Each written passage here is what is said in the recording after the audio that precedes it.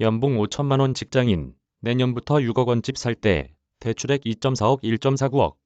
신문 10답 가계부채 관리 강화. 대출은? 카드론도 DSR 포함.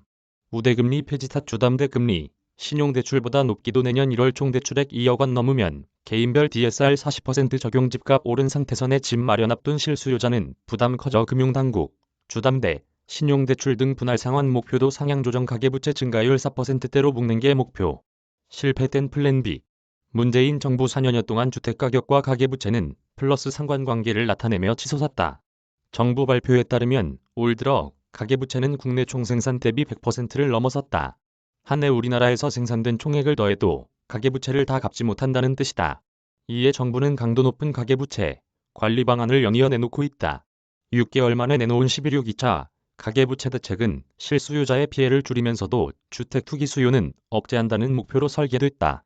정부의 새 가계부채 관리 강화 방안이 증가하는 가계부채를 잡으면서 동시에 주택시장의 실수요를 보호할 수 있을지 점검해봤다. 1. 2차 가계부채 관리 방안 차이는 정부가 지난 4월 29일과 10월 26일 각각 발표한 2차 가계대출 관리 방안의 핵심은 개인별 종부채 원리금 상환 비율 규제를 어떤 기준으로 적용하느냐다.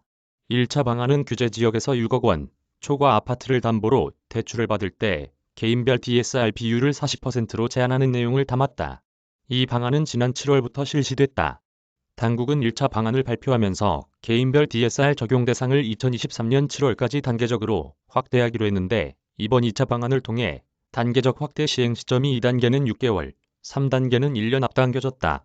2단계 규제는 규제 지역에서 6억 원 이하 아파트를 담보로 대출을 받더라도 기존 대출과 신규 대출의 합계가 2억 원이 넘을 때 DSR 40%를 적용받는다는 내용이다. 3단계 규제가 적용되면 DSR 40% 적용 기준이 기존 대출과 신규 대출 합계액 1억 원 초과로 변경된다. 2. 기준이 되는 개인별 DSR란. DSR란 대출 심사 과정에서 차주의 소득 대비 전체 금융부채의 원리금 상환액 비율로 대출받는 사람의 상환 여력을 파악하는 지표다. 주택담보대출뿐 아니라 신용대출, 카드론을 포함한 모든 금융권의 대출 원리금 부담을 반영한다. 대개 DSR은 은행별로 평균 40% 내로 관리하면 됐다. 가령 A씨에게 내준 대출이 DSR 20%면 B씨에게 DSR 60%를 내줘도 은행의 평균 DSR가 40%여서 문제가 안 됐다. 그러나 지난해부터 평균 DSR에 개인별 DSR을 추가 도입했다. 개인별 DSR 40%는 은행이 아닌 대출을 하는 사람 단위에 적용하겠다는 의미다. 현재는 전 규제 지역에 6억 원을 초과하는 주담대, 1억 원을 초과하는 신용대출의 차주별 DSR 40%를 적용하고 있다. 3. 1차 실행 3개월 만에 2차 발표 이유.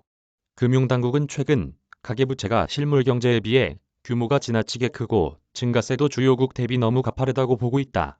올해 1분기 기준 미국의 GDP 대비 가계부채는 79.2%로 지난해 대비 1.7%포인트 상승한 데 그쳤지만 한국의 GDP 대비 가계부채는 104.2%로 지난해 대비 16.9%포인트나 상승했다. 고승범 금융위원장은 지난달 21일 국회 정무위원회의 금융위원회, 금융감독원 등을 상대로 한 종합국정감사에서 남은 3개월 동안 올해 가계대출 증가율 목표치인 6%대 관리가 가능하냐는 유동수 더불어민주당 의원의 질의에 대해 올해 가계대출 증가율이 7%대 후반까지 갈 수 있다고 말했다. 고 위원장은 전세대출을 대출 총량 관리에서 제외했기 때문에 전세대출이 한 달에 2조 5천억 원씩 늘어간다면 7% 후반대까지 갈 수 있을 것 같다고 설명했다. 4. DSR 2단계, 3단계 조기 도입 효과는. 금융당국은 당초 내년 7월부터 주담대, 신용대출 등 총대출 2억 원 초과 차주에게, 오는 2023년 7월에는 총대출액 1억 원 초과 차주에게 이 규제를 확대 적용할 계획이었다. 그런데 가계부채 증가 상황이 심각해지자 이 규제를 각각 내년 1월, 7월로 앞당겨 시행하기로 했다. DSR 규제가 강화되면 대출이 축소되는 것은 당연한 수순이다.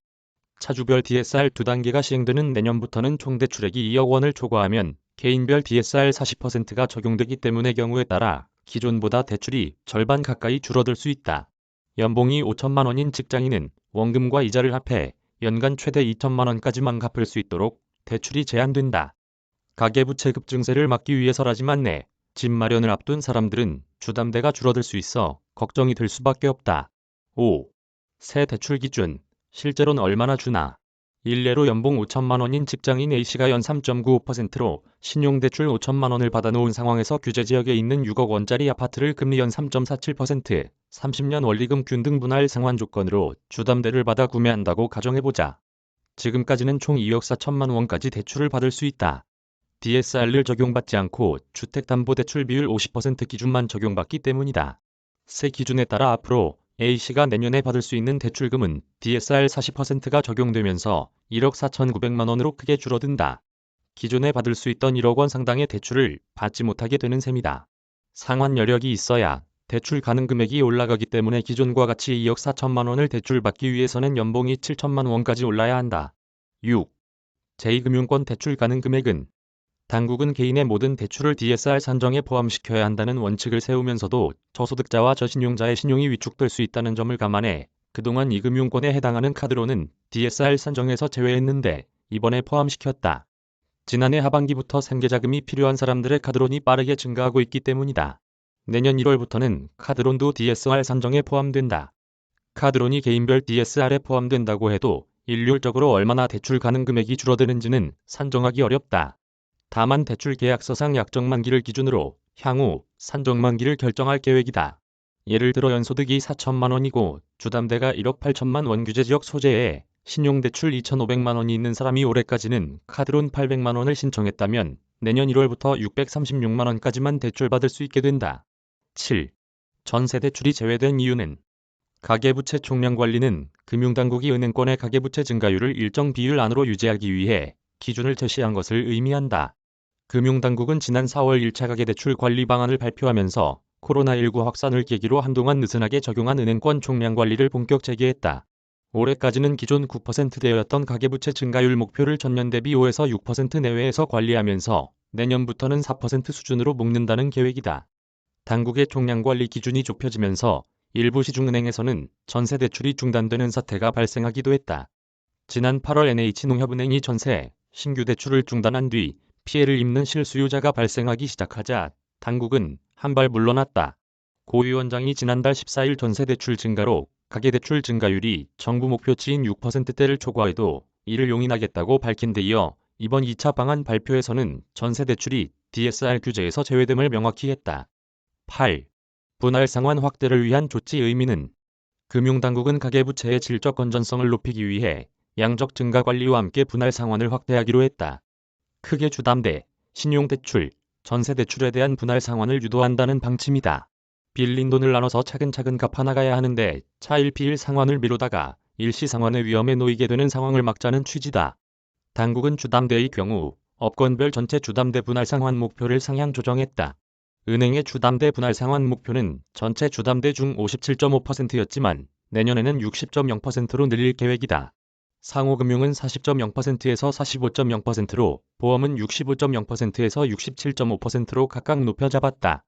또 개별 주담대 분할 상환 목표도 신설했다. 올해 6월 말 기준 개별 주담대의 분할 상환 비율은 73.8%였지만 내년도 목표는 80%다. 주담대 분할 상환 목표치 달성 실적에 따라 금융기관은 주택금융신용보증기금 출연료 비율을 우대받는 인센티브를 받게 된다. 신용대출 시에는 분할 상환을 할 경우 우대를 받을 수 있도록 지난 7월부터 유인책을 도입했는데 이를 내년에도 유지하기로 했다. 9. 당국의 플랜 B는 가계부채는 관련 규제 변화에 영향을 받지만 보다 근본적으로 거시경제 여건, 자산시장 변화 등에 크게 영향을 받는다. 따라서 관련 규제에 대한 예측 가능성을 높이는 것도 중요하지만 대책의 강도와 시기를 탄력적으로 조절하는 방식이 바람직하다는 게 금융당국의 판단이다. 당국은 향후 증가세를 통제하지 못할 경우 상환 능력을 중심으로 여신 심사를 확대하고 전세대출 증가세를 관리하며 금리 인상 충격을 완화하는 방안을 추가하겠다고 밝혔다. 상환 능력을 중심으로 여신 심사를 강화한다는 것은 DSR 관리 기준을 강화한다는 뜻으로 개인별 DSR 적용 대상을 추가하는 등 현재보다 더 강화된 방안이 적용된다는 것을 의미한다. 또 전세대출 증가세 관리를 위해서는 DSR에 전세대출 원금을 적용할 수 있다. 금융권에서는 이 경우 개인별로 대출할 수 있는 금액이 급격히 축소될 수 있다고 전망하고 있다. 금융당국 관계자는 이번에 발표한 가계부채 관리 강화 방안과 연계해 향후 추가로 시행할 수 있는 정책 수단을 마련할 것이라며 플랜 B는 DSR 등 기존 제도의 효과성을 더욱 높이면서 급증 분야와 규제 사각지대에 대한 규제 방안으로 구성할 계획이라고 말했다. 10. 당국의 대출 조이기 부작용은 금융당국이 주담대 규제를 강화하면서 담보가 있는 주담대 금리가 신용대출 금리보다 높아지는 역전 현상도 벌어지고 있다. 담보물이 있는 주담대 금리는 통상 신용대출 금리보다 낮게 책정되곤 했다. 4대 시중은행인 KB국민, 신한, 하나, 우리은행의 주담대 변동금리 수준은 연 3.0%대에서 5.0%대에 근접한 상태다. 고정금리 대출 상품의 경우 5.0%를 넘어서고 있다. 금융당국이 은행들의 주담대를 억제하도록 관리하면서 우대금리 폐지 등으로 대출금리가 뛰고 있는 것이다. 반면 신용대출 금리는 3.0%대에서 4.0%대 선을 유지하고 있다. 주담대 금리가 신용대출 금리를 뛰어넘으면서 신용도가 높은 대출자의 대출금리가 저신용자 대출금리보다 높아지는 현상도 발생하고 있다.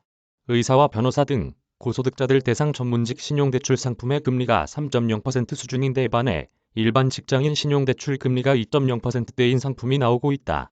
고신용자들이 소위 빅2에 나서면서 이들의 대출을 줄여야 한다는 명분에 따라 대출 금리가 상대적으로 높아졌다. 정선영, 송유근 기자